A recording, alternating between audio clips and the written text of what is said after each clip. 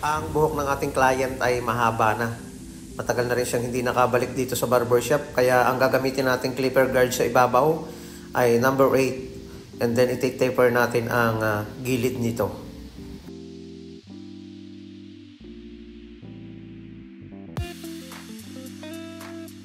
Sa sobrang haba ng kanyang buhok ay medyo bumabara ng konti ang ating clipper, pero kayang-kaya naman dahil matalas naman itong ating ginagamit.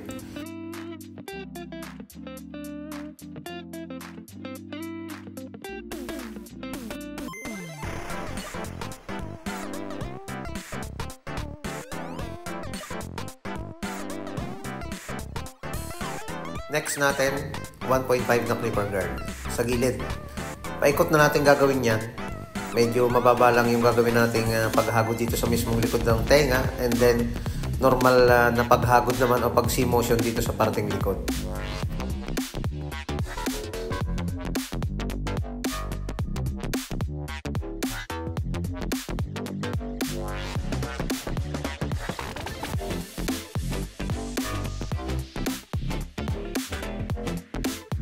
And then overcomb. Tanggalin natin yung mga sumusobrang buhok para maging maganda yung pag-slant ng pagkakabawas nito.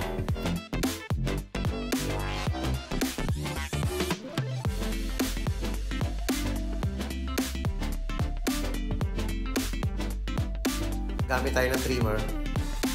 Tanggalin natin yung pinakang patilya niya, and then gawa tayo ng line sa lugar ng pag-aahitan, at nipisan na rin natin yung likod gamit ang ating trimmer.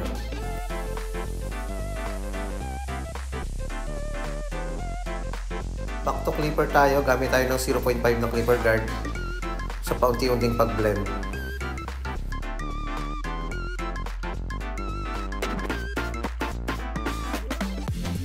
Para sa diretsuhan na pagnipis or pag-blend nito, tanggalin na natin yung clipper guard para mawala na yung pinakang kumakanto o yung pagitan ng white and dark area.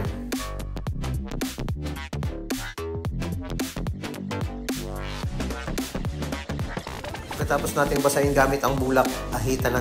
Ganyan lang kasimple yung proseso ng taper sa kulot. Hindi siya mahirap gawin, madali lang, kaya sa mga nag-aaral magupit, huwag tayong shortcut. Gamitan natin ang clipper guard para hindi naman mapuwersa yung pagkakanipis.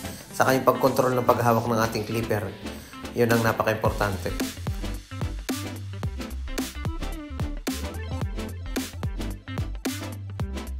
Okay na. Ayan yung ginawa natin gupit sa kanya from napakahabang buhok na kulot. Number 8 sa ibabaw, tapos naka-taper ang gilid. Maraming salamat mga kabarberos.